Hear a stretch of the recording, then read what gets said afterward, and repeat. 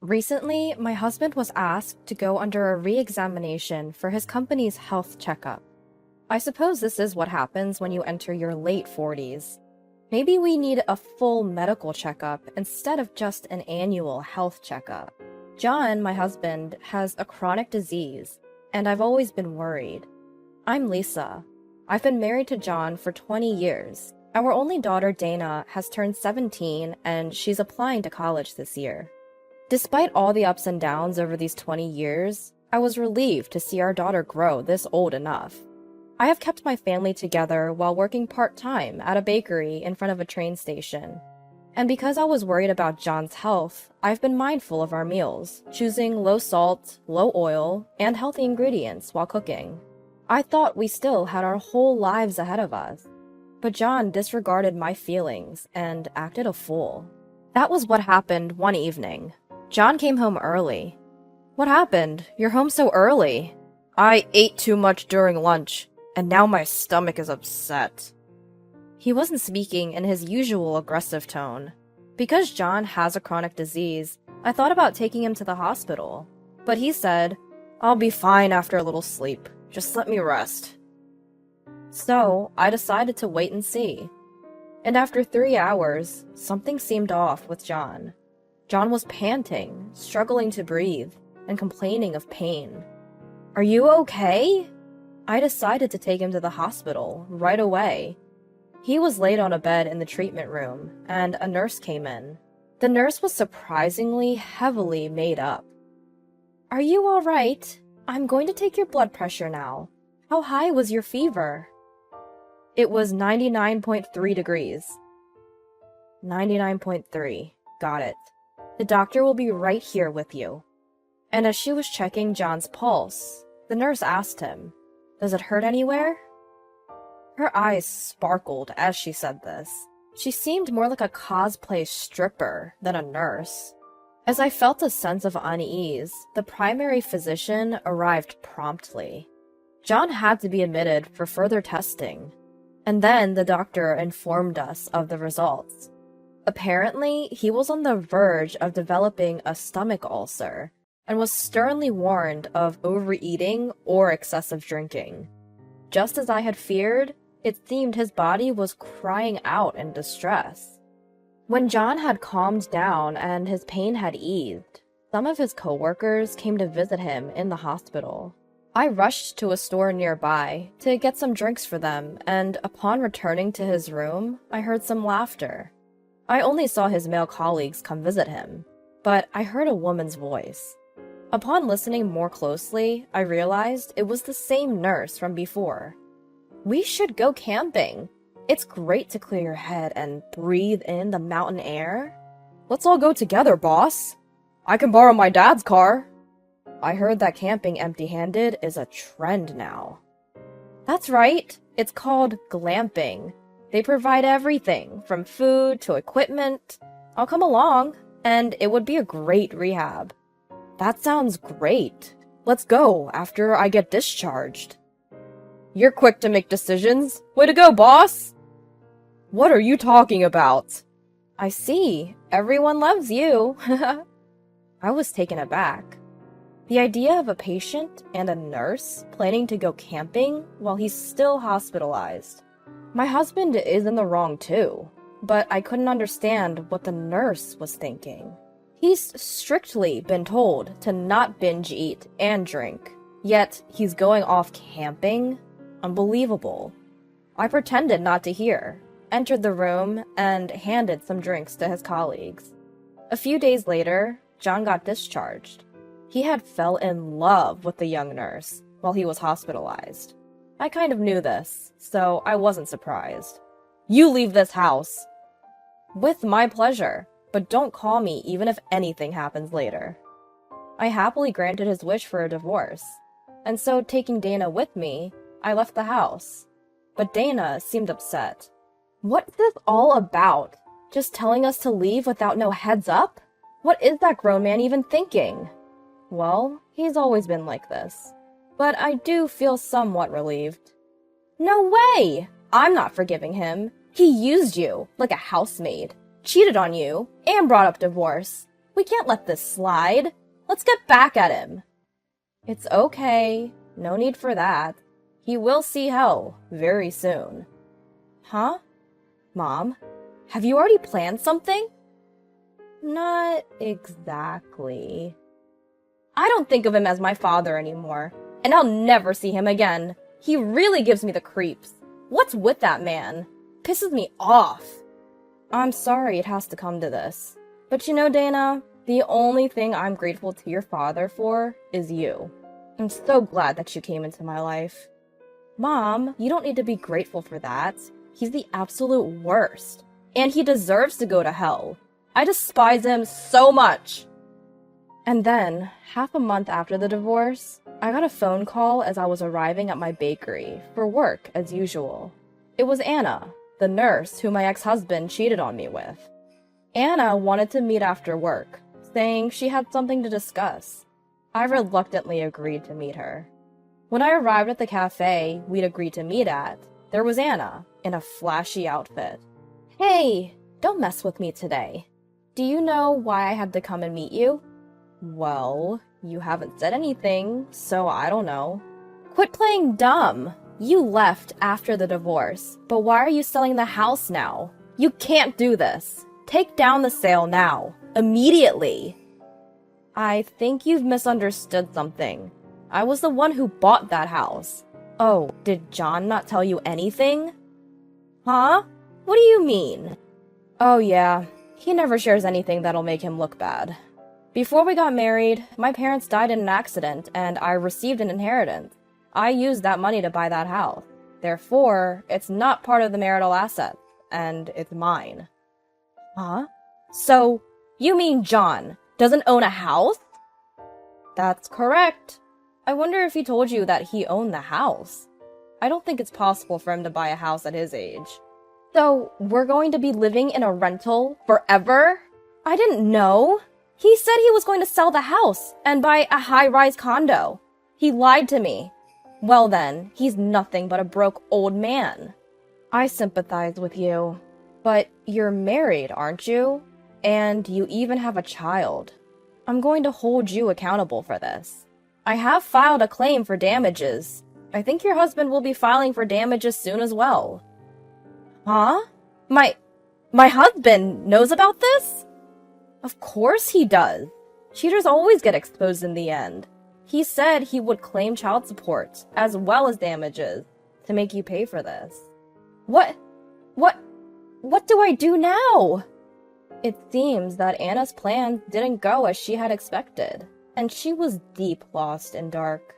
Although I didn't mention this at the time, on the advice of my lawyer, I sent a certified letter to my husband's company regarding his affair. His company goes by a philosophy that a man who can't protect his family can't protect their company either, and thus only those that have a peaceful family are promoted. If they find out that his affair was the reason for our divorce, he will certainly be taken off the promotion track. He's been working hard to be recognized as a great worker to secure a promotion, so this will be a huge blow to him and ruin everything for him. Moreover, the director of the hospital where Anna works is Anna's father-in-law, who seems to be a well-known figure in the medical community. He's always disliked dishonesty, though it's almost certain that her divorce will be unavoidable. Apparently, Anna had been determined from the start to marry a doctor, which was why she became a nurse. Once she got what she wanted, she was only concerned about herself, and sought a joyful life. That's what led to her affair. She got married to a doctor, and her dream came true. But she ruined it all by having an affair. I have no idea why she even went down this track. I was aware of Anna and my husband's affair from the time I was at the hospital. The day my husband was admitted, I happened to run into a nurse in the hallway, Tina, an old friend of mine, and we were both surprised. I didn't know that Tina was here. I felt relieved knowing she was there, and we had dinner together after a long time. Tina told me about Anna's affairs, and I was shocked to hear about such a scandalous nurse. However, I wasn't concerned about her having an affair with my husband, since he was already 47 years old. I couldn't believe he would have an affair at this age. But 2 days later, Tina told me that they had already started having a relationship. Thanks to Tina, I was able to brace myself for the worst. So, when my husband told me to leave, I thought the time had finally come, and I agreed to the divorce without hesitation. The only thing I could get from a man with no property, no cash, nothing at all, was alimony. I had made up my mind to start a new life, and I was able to sell my house for more than I expected. I could even afford to buy a new condo. I felt so refreshed and was satisfied with my new life with Dana. That's when I got a call from Anna. I'm screwed. Help me, please. I can't stand not having everything for myself. That's why I wanted to make John mine, but I never intended to leave my husband.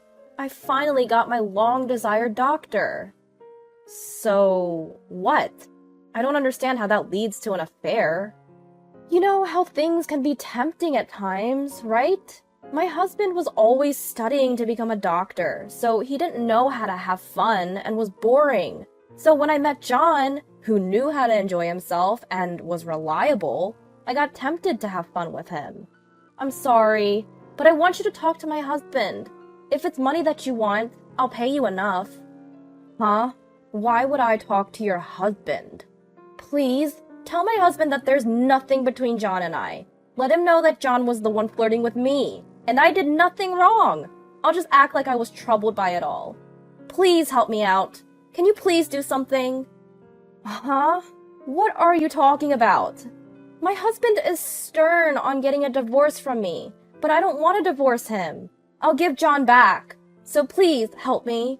I'll pay you a good amount if you do. Please help me. Anna seemed to be truly in distress, pleading to me. I couldn't help but laugh inside. She thought she was stealing my husband, but at the end, she had her life stolen by me. Then it was that night. I got a call from my husband. You! What the hell have you done? Selling the house and demanding compensation? You're taking it too far. Didn't Anna tell you? What? Why are you bringing her up? She has nothing to do with this. I met with Anna today after she reached out to me. What? It's my prerogative to do whatever I want with the house since I was the one who bought it. You don't have to be so livid. If we lose that house, I have nowhere to stay. We're divorced now, so we're not related anymore, right? We were married for over 20 years. Who was the one that betrayed their partner and cheated again? I told you not to call me even if anything happened, because I don't care. Dang it! Quit rattling! Revoke your sale immediately! I'm going to hang up if that's all you have to say. It's none of my business. You have some nerve. Fine. Anna is a nurse, so she has a good salary, and she's way younger than you. Old hags like you are trash anyway. Well, that's too bad. But Anna called you broke garbage, too. What? What? Don't you dare! And Anna, she better watch her mouth. I filed for compensation from both of them. This was the result of talking to Anna's husband, another victim, just like me. Anna's husband seemed to have noticed, and was apparently preparing for divorce. A mutual deception called infidelity, where each party seeks for others' money. There's no way such a relationship could work out. Although I knew this from the beginning, I didn't do anything about it, and nor did Anna's husband. We were delighted to let these villains free to mess with each other. But I was constantly amazed by the tenacity of those two. My ex-husband, John, had called Dana. The phone rang incessantly, so Dana had no choice but to pick it up. What? Stop calling me over and over! You finally picked up. Dana, are you okay? How's school? Are you eating properly? How's college applications going? John was asking Dana things he had never asked before. Dana put the phone on speaker, so I could hear it too. Stop bothering me! That's not a way to talk to your dad. Huh? You're not my dad. You abandoned me, remember? What are you talking about? I didn't abandon you, Dana. Let me guess. Your mom told you that, didn't she? I'm almost 18 now. I am aware of what's going on. Dana, let's live together again. Life without you is lonely.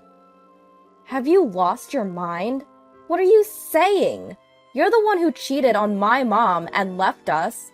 I'm not calling someone like you my dad. I'll never forgive you. We're no longer family, so stop calling. Dana, are you going to abandon your dad? How many times do I have to tell you? You're the one who abandoned us. Don't call me just because your mistress dumped you. You've always been like this.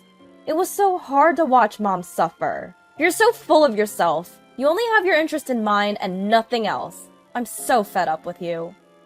Don't say that. Please, help me. I'm all alone. If you forgive me, your mom will too. Your mom should just come back. Her ego's stopping her from coming back. She can't live without me, Dana. Please, help your mom out. Please, Dana. Shut up! Mom finally started to smile again. She's happy now that she's free from you. Don't get it twisted. I'm going to block you. Dana! Hold on! Dana! Dana! Dana was so angry, her face was beet red. She spoke up for me, with all her might. I felt my daughter's growth. I felt that Dana had grown up to be a young adult now.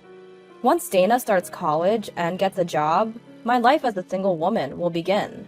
It may be lonely, but I still think I'll be happy.